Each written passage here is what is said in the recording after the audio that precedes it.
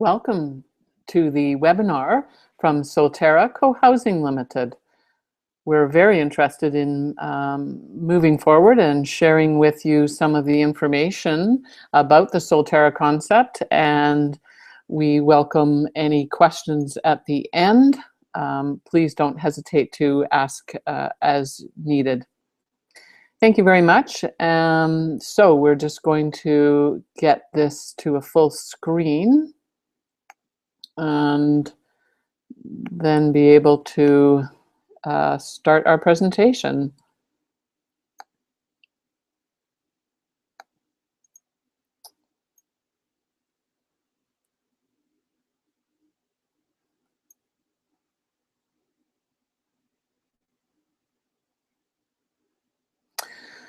So, sorry, just a technical problem here.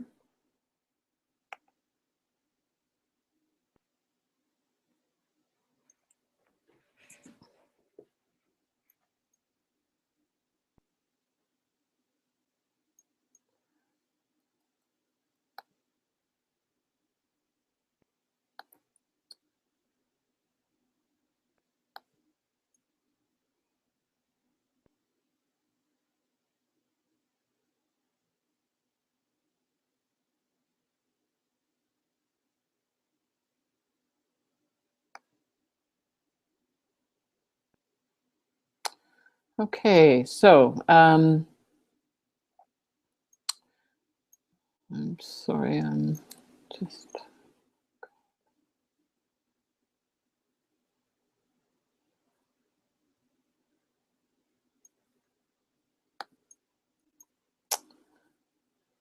So we start off our presentation with talking a little bit about the senior population. There are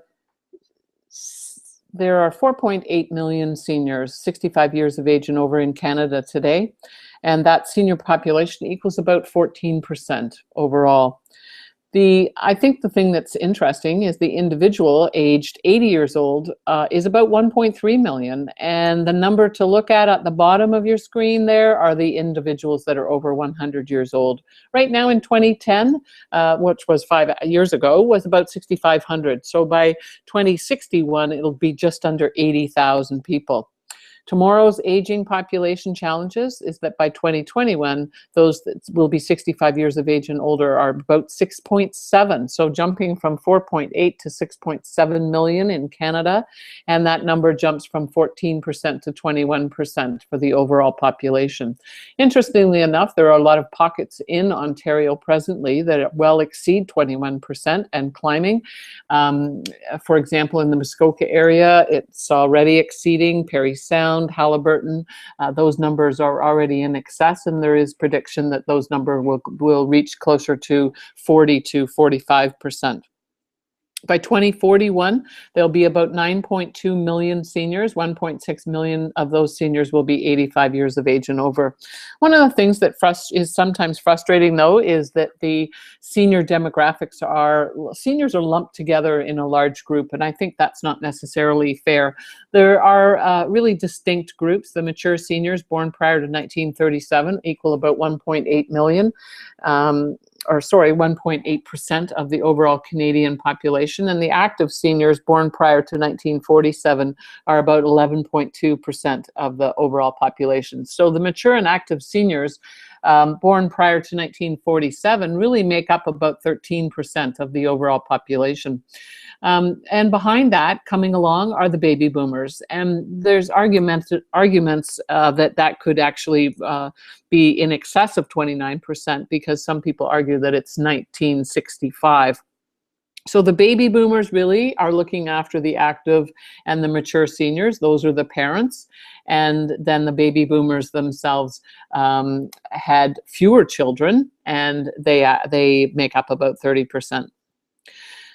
But here's a fact that you can't ignore. If you go back to the previous slide and you have a look at that, you can see that 13% of our population makes up about of the mature and active seniors. But at the same time, under the health links, that 5% of our patients right now in the hospitals are consuming about 66% of our healthcare costs.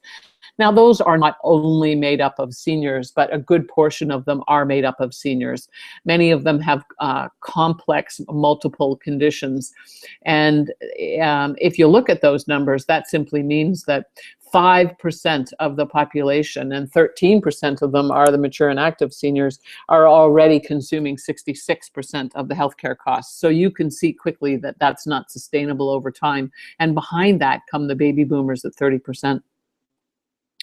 In my journey as a caregiver, I was challenged with many problems with my mom and dad and wondering how to help them and what to do next. And certainly one of the issues came down to the long-term care and whether mom was, with her needs. She was diagnosed in 2007 with Alzheimer's, in 2008 with breast cancer, had surgery in January of 2009, and then really never came back from that surgery in the same capacity that she went in.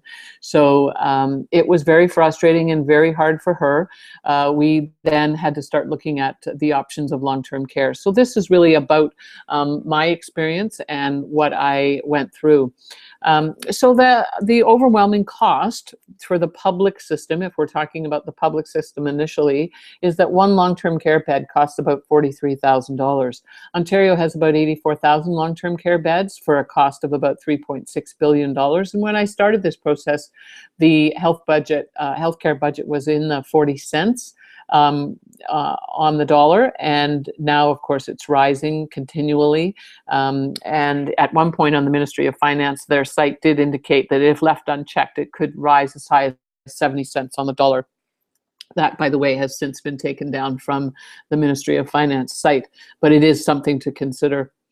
I use the facts for Barrie because Barrie's very central. It's north of the GTA, but at the same time has 8 facilities for long-term care beds for a total of 1071 public beds. So what that means right now is that a senior today has about a 7% chance of getting a long-term care bed or getting into a long-term care bed, but a 70-year-old by 2031 has less than a 4% chance of getting into a long-term care bed. And that's not taking into consideration population increases in the Barrie area. And certainly the predictions for that are to substantially increase, if not double, by that timeline.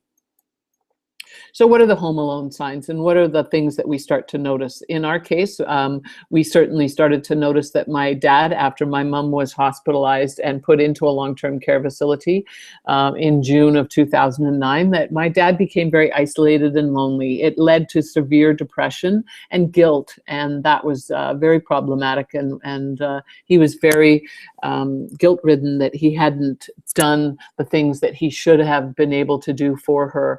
But at the same time, he didn't have some of the skills that she needed. He wasn't a nurse. He had been a professional in his life. And so that became very difficult. My brother and sister didn't live in the community. I, on the other hand, did. So really, it became a 5-day to a journey, 5 days a week. It became an issue where I had to be there to support him while my mom was still at home. And in fact, I ended up moving into the house after mom's surgery, and my sister would do the weekends and be available for the weekends. She would come up and I was there during the week until we were off the crisis list and were able to find mom a home. And again, going back, this was 2009. So things have changed rapidly since then, and it's much more challenging for individuals now to be on that crisis list. So what some of the things that we were faced with were challenges with the food preparation, the cooking, the cleaning, the laundry, and the self-medication. The repairs and maintenance were difficult. The dad Mom and dad had a very specific way in which they looked after their home for many years, and those repair and maintenances weren't just getting done. It was difficult for dad to climb up on ladders, get the lawnmower started, shovel the snow, all those sort of things. So the house started to show the lack of repair and maintenance, and that can become problematic when you need to sell the house and it becomes outdated. At the same time, they were both suffering through memory loss. And in my mom's case, it was much more severe than my father. My mom had Alzheimer's and my father had dementia. So the difference really is that if you look at dementia as the umbrella, which is the name at the same time, on the right side is Alzheimer's, so it can get as bad as Alzheimer's, but it could just be various stages of dementia. And my dad really had stages of dementia, and as he aged, he did increase his dementia. So just as an example, my dad would make out a list in the morning, and he would very carefully write down all the things that he wanted for the grocery store, and he would make up that list. He would go to the store, he'd buy them, he'd bring them home, he'd put them away, and as he was putting his coat away, he would realize that, you know, he'd put his hand in his pocket and oops, there's the grocery list. I haven't gone shopping, and off he'd go off to the grocery store, back again to go grocery shopping.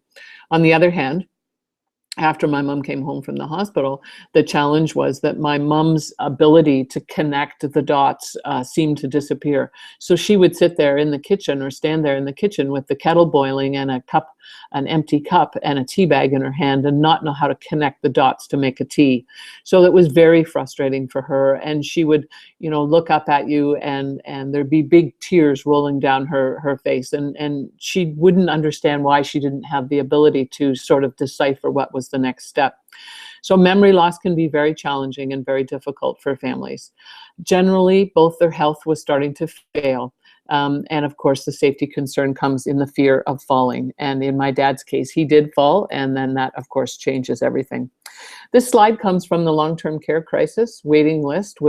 This was done in response to a request from the Parry Sound supportive housing feasibility study, and it was done to determine what was the wait list in 2010 and what was the predicted wait list by 2019. So that this study indicated that there would be about a 227% increase in the wait list by 2019.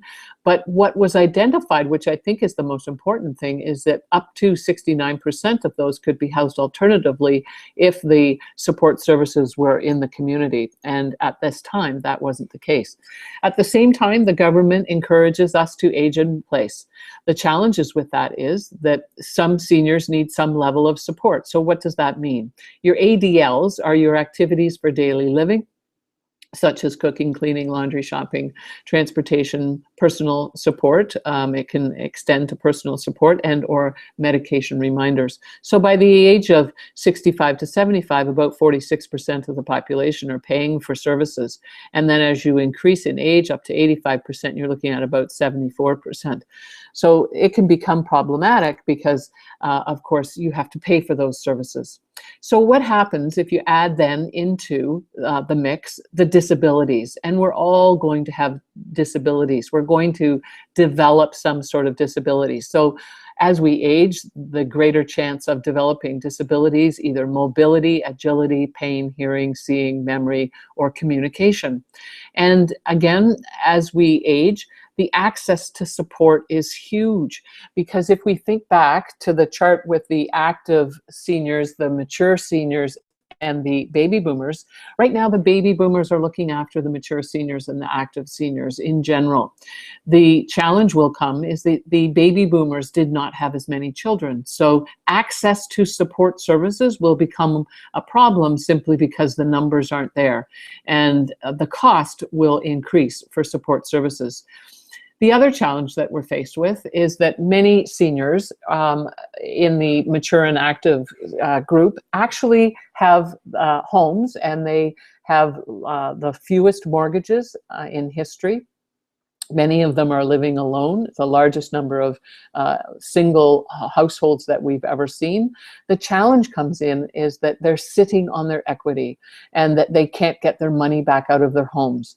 There are options that they can look at with reverse mortgages. I'm not a fan of a reverse mortgage simply because the challenge comes in that they can certainly take the money out of their home. But the problem with that is that in the end, when the support services are needed, the equity's been eaten up out of the house. And even when they try and sell their home and move into long-term care, as their health diminishes, that they don't have any equity left in the home to do that. So where does the money come from to pay for the final long-term care facility or some sort of private services? So that becomes problematic. In our case, my father was paying up to about $400 a week in support services, and it just wasn't sustainable. So that's why we ask what happens when they can't. That's when we look at the family finances. How much do you have? How long will it last? And the fear of outliving your money is huge, with the rising heating costs, the gas prices and hydro, with food costs increasing constantly, with qualified help often difficult to find. Unable to maintain the house means that the equity that you own, the home that you own, is actually losing value, and that's a huge concern. And I can't help but turn around and say that had it been in reverse and my dad had gone into the long-term care facility, the other option would have been that, you know, dad had a higher pension, CPP and OAS, whereas my mom did not. So if when she moved into the long-term care facility, she took with her her CPP and her OAS, so it left dad with half the money. But if it had been in reverse, then mom wouldn't have been able to keep the house as long as he was able to keep the house. So those are things that need to be considered farther into advance so that you don't run into the same challenges. So what are the options for retirement? Well, you can move into a private retirement home. The cost is around anywhere from $3,500 and up. And as your health decreases, your costs increase. Very important part to note. You can then move into a long-term care facility, either a private bed or a basic bed, and those prices are $78 per day, or a basic bed is $56 per day. You can stay home and move in with your children. Most seniors, in my experience, aren't really interested in doing that. I know my dad certainly was not, and it wasn't because he didn't love me or want to be with me or around me. What he felt was he lost his independence, and that was a huge negative for him. He wanted to still be independent. He wanted to be able to still make his own decisions, go where he wanted, and he didn't necessarily want to be, you know, in my back room or a bedroom or any of those kind of things. At the other side of it, somehow he could stay home. But how do you stay home when the cost to stay home and the support services needed exceeded his budget? So we looked at his budget and we said, okay, if we rent an option and we look at $3,500 a month, in 10 years, you've paid $420,000. If, on the other hand, we could figure out a way to share your home, then we're sharing the cost of your monthly expenses at the same time. Over the 10-year period, your cost is almost half. So you're really, it just makes more sense to be able to figure out that way. So do we rent, do we buy, and how do we go about looking at that? So we looked at capital position. If you take the first column for the rent option and the average home sale, in my dad's case, by selling his $300,000 home, estimating his CPP and his OAS for 10 years, he had about $180,000 for a total income of about $480,000 over the 10-year mark. At the same time, in the rental column, there's no capital outlay, there's no return on the sale of the unit. Therefore, we can go back to the slide previously, which was our estimated 10-year cost for heat, hydro, insurance, taxes, and water, sewer, is about $420,000, leaving us in a net capital position at the 10-year mark of about $60,000. 480 minus the 420 leaves us with $60,000. So that works. But at the same time, my concern was that what if dad outlived the first 10 years? And what happens, because now we're in a position that as his health decreased, his costs increased. So we might have already eaten up our $60,000. And I certainly didn't want to have to move my father, who is now in his late 80s, into another home, or have to take him out of a retirement home because he was out of money. So I looked at, okay, how long's our money going to last? And I added back in a further $180,000 over the next 10 years. And I subtracted $420,000 to give me a net capital position at the 20-year mark of minus $180,000. So obviously he would not have lived in the retirement home for much longer than about 12 and a half years. So that extended our ability by about 2.5 years. And that's keeping it at a constant rate of $3,500. Had that changed, then that would have been eaten up fairly quickly. At the same time, let's look at the buy option. We can go back and say it's $300,000, add in the $180,000. Our capital outlay to buy the unit was $150,000, and our return on the sale of the unit. So real estate historically has appreciated in value on a 3% per annum. So I calculated that in 10 years, our unit from paying $150,000 is now worth $202,000. Having said that, over the 10 years, we did have expenses associated with that unit that related to the heat, hydro, insurance, taxes, water, and sewer. So those are our common expenses. So we subtract the $222,000 to leave us in a 10-year net capital position of $310,000. So that's in a much different position, $250,000 in the net capital position at the 10-year mark. And if we were to look further into the 20-year mark and add back in the 180, we didn't sell the unit. And let's say we don't appreciate it a further 10 years, we just sell it out at the original 10-year mark at $202,000. We're left at a net capital position at the 20-year mark of $268,000. So quite honestly, maintaining an equity position in real property longer ensures the financial security over time. But we still have the problem with the home care and the support service problem. So we've now dealt with the building if we have a unit that we can move into, but we still have to figure out how do we help with the home care and support services. We start off with spouses, family, friends, neighbors. We try the community, we hire privately, and we try and find as much free subsidized home care through CCAC and the VON services. However, the challenge is that presently the budget for support services from the Ministry of Health is $3,000 per person annually, and they're struggling to meet that need. CCAC, the Community Care Access, visits are at a maximum, and the government subsidy for home support services is simply not enough. The need is outstripping the services, and it's getting worse by the day. The real issue is if we have 5 people on the street and each of those people needs some level of care, I averaged it out so that there'd be 5 hours of care going into 5 separate households. That works out to about $3,100.93, or $3,193 a month per person, which again, if you start to look at the cost of moving into a retirement home, starts to make sense at $3,500 a month. So the cost is expensive to provide the services because our staff don't work for free. So the first thing that people normally do in this situation when they can't look after their own home and they're having challenges in their own home is they turn around and they sell their home and they move into either a condo or an apartment. So we've now sold the single family detached home and we've moved into a condo and apartment, but have we really solved our support services? And the answer is no, we haven't. All we're doing now is we're spending our own equity in trying to maintain individual condo or an apartment. And that in itself can be problematic because now we're dealing with isolation, loneliness, and decrease in well-being for many people.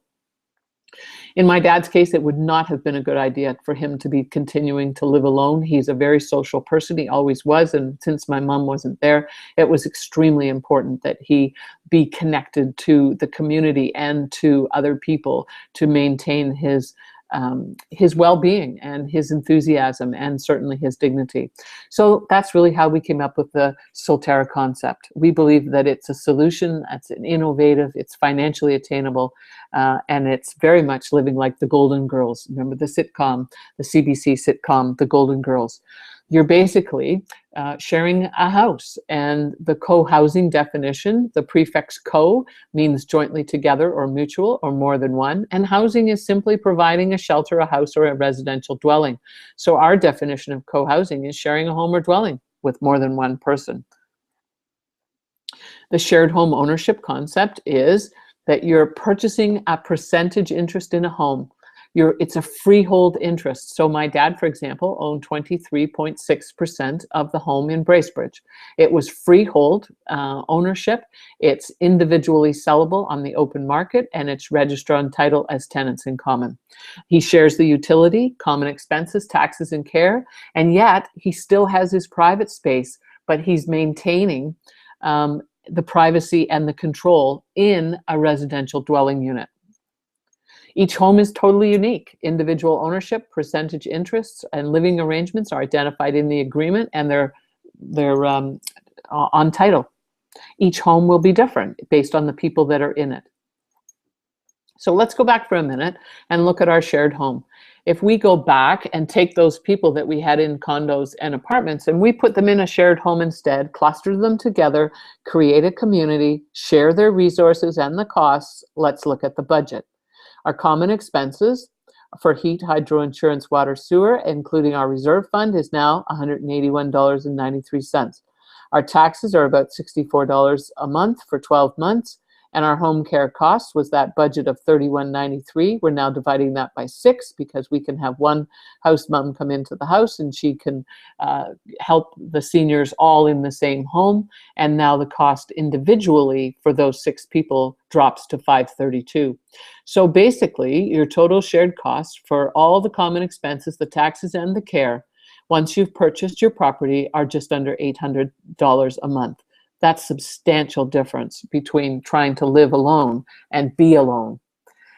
So the options are, in Bracebridge, the top house is we renovated an existing house, and the option below is that we built a purpose-built shared home in Brechin, Ontario, with a joint venture agreement with a developer. There are other options, but we can talk about those later. But basically, this slide is really, there's a little mumble jumble at the top there, and I apologize for that because normally this is an animated presentation, but we had some technical difficulties at the beginning. So basically this is just some shots of the Bracebridge home, and it looks like any home because quite honestly it is any home on the street.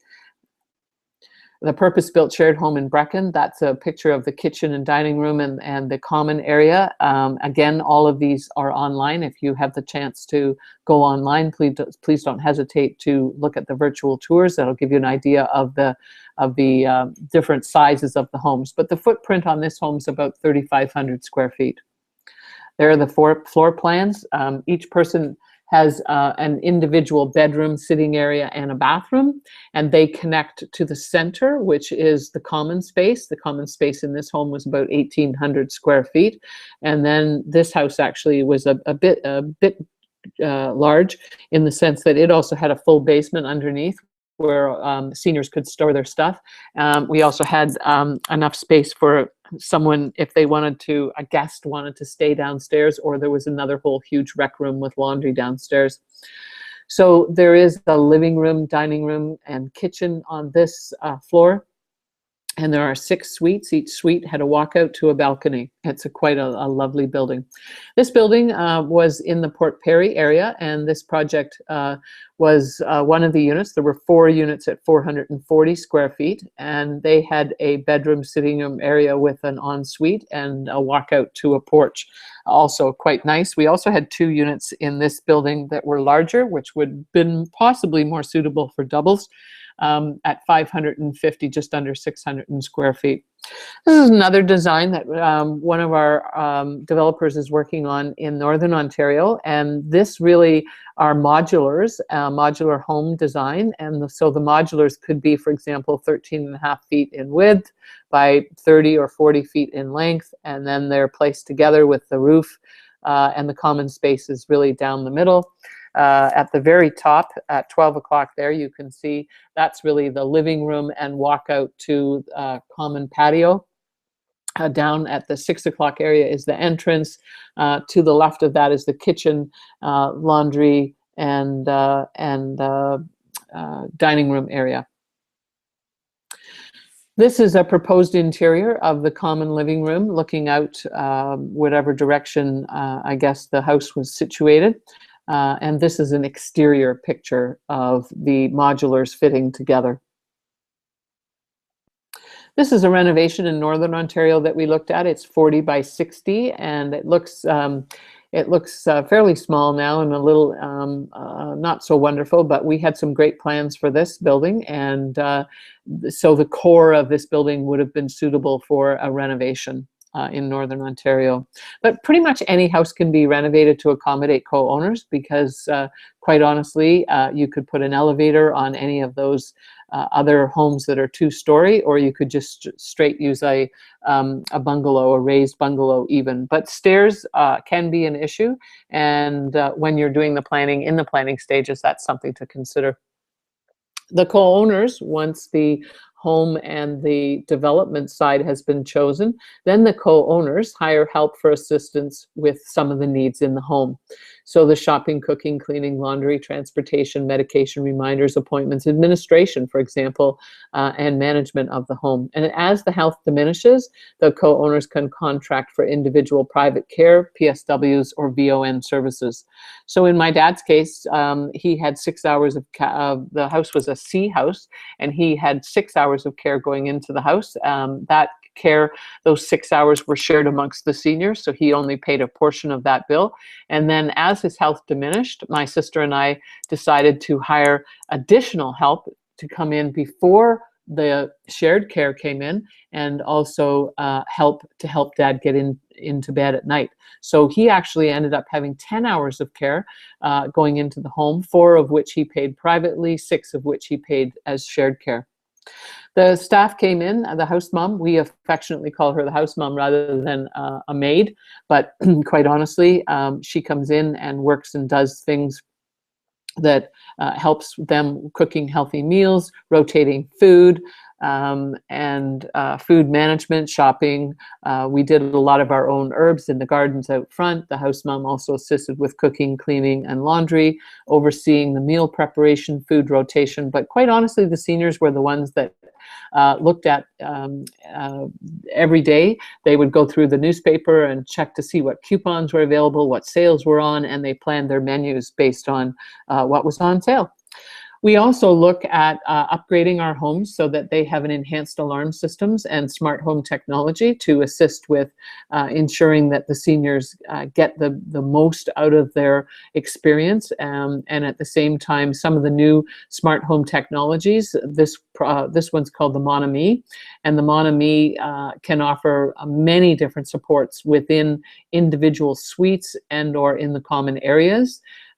So it has entertainment, communication, wellness support, life stories if they wanted to go through their photos and record all of those, supporting all their daily routines, medication reminders, activities. I mean, you basically have a computer in your room talking to you. It also can control your lights, your appliances, your security, fall detection, help I can't get up, your internet, radio, and TV. So it's they're quite amazing. And to be honest with you, we're only on the cusp of what's coming as far as the technology is concerned.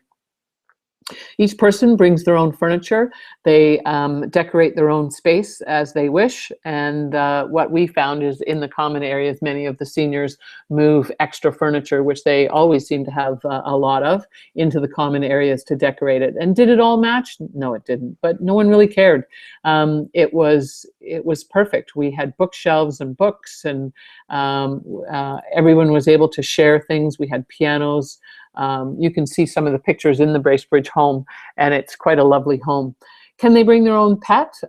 Each house makes up their own rules as far as pets are concerned. We did have a pet in the Bracebridge home because we had an application from a woman who asked if she could come from the Guelph area and bring her pet. And quite honestly, I was a bit concerned at first, but it was the hit of the house. And Sally was our little Cocker Spaniel, and our biggest problem was that we had to make house rules around feeding her because, of course, every senior went out and bought biscuits, and Sally became so fat she could hardly walk up and down the stairs. At the same time, can they bring their own car? The answer is yes. However, in some cases, there will be limited parking depending on where the house is and where it's located, and that can be problematic as you move further south into the larger, more built-up municipalities. So there may be an option where there'll have to be transportation provided. In our case, the seniors in Bracebridge, actually, they all did give up their cars, and that was good, because quite honestly, my dad shouldn't have been driving anymore, and he wasn't safe behind the wheel.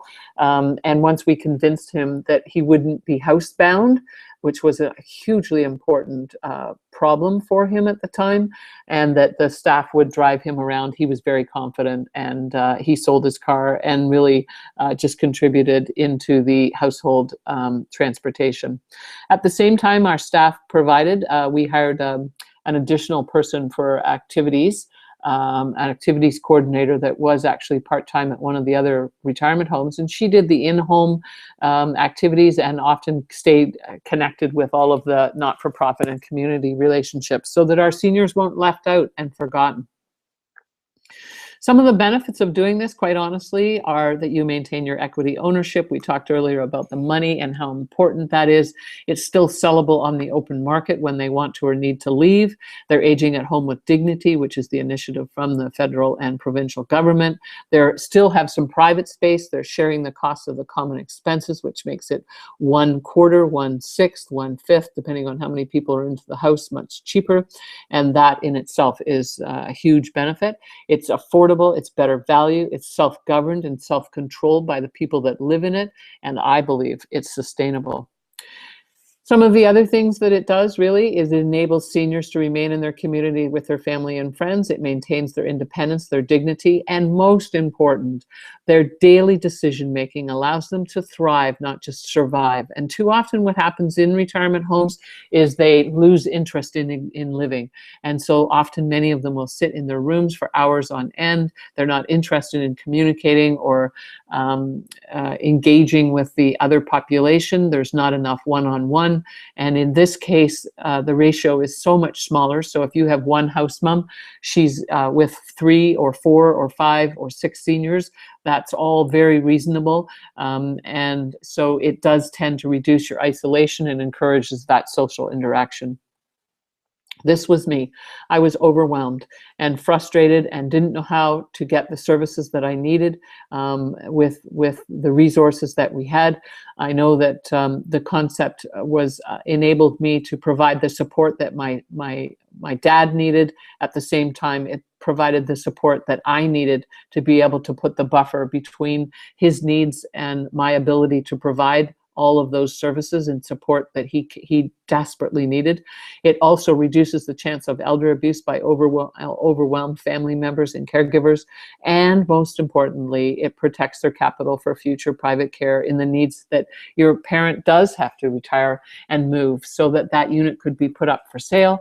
And then the next person on the list purchases that unit. And then as your loved one, if they need to move into a long-term care facility, they quoted my dad at the end of his life that he would be moved from the hospital into a long-term care facility at $8,000 a month.